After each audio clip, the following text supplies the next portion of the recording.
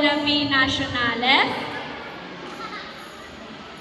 distinguished guests of honor,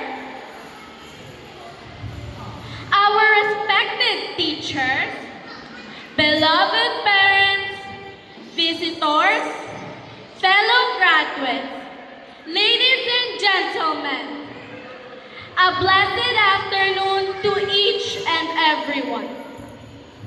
Dream big and dare to fail.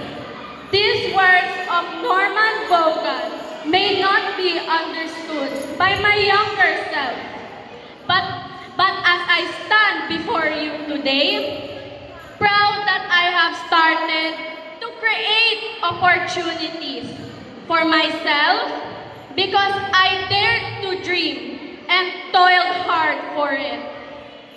Championing the 6-year academic endeavors is incredibly sweet. Hence, we are savoring the rewards of taking the hurdles, of completing the roadblocks, even if it took us over time.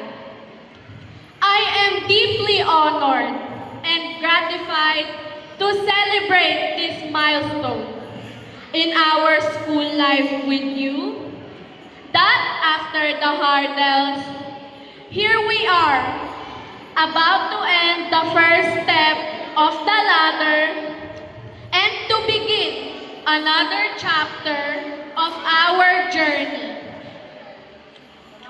I may not take the little steps forward and stood where I am right now without these people who trailed me in my journey and the courage to go on.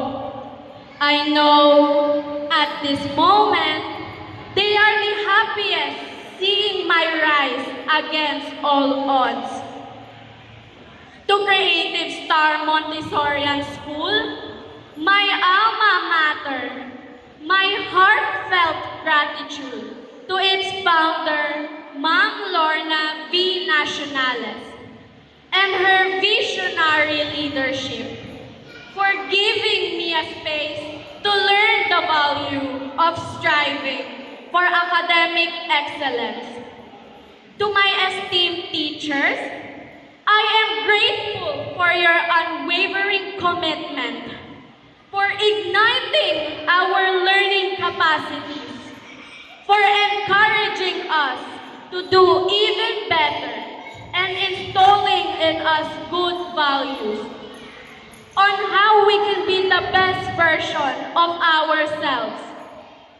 My due respect and gratitude I give to my parents for bringing me up the very best they can. To my mama, thank you for being a stage mother, for all the times you put me into managing my growing up and my studies. To my papa, thank you for sending me to a good school, even if it takes a lot of sacrifice for you. And of course, for being my partner to a lot of our kalokohan. Not to forget my Tita Gina backing me up.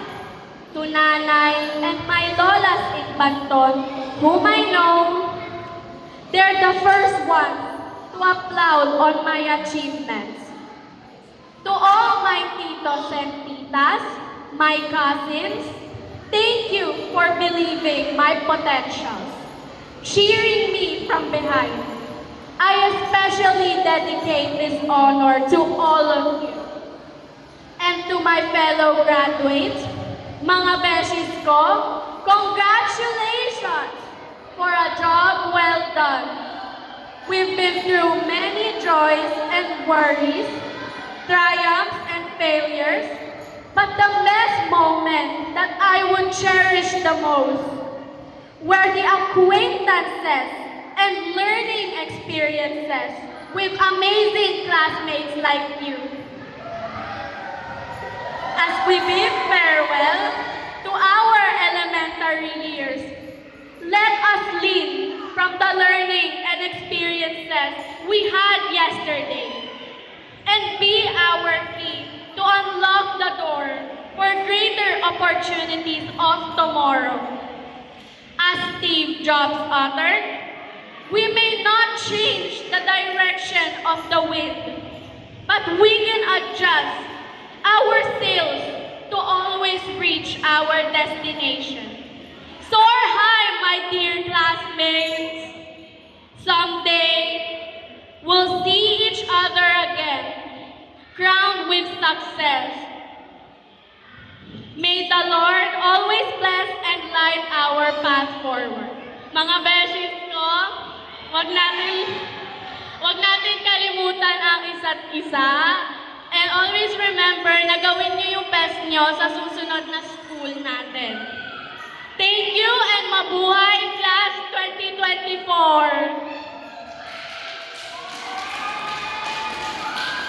Thank you.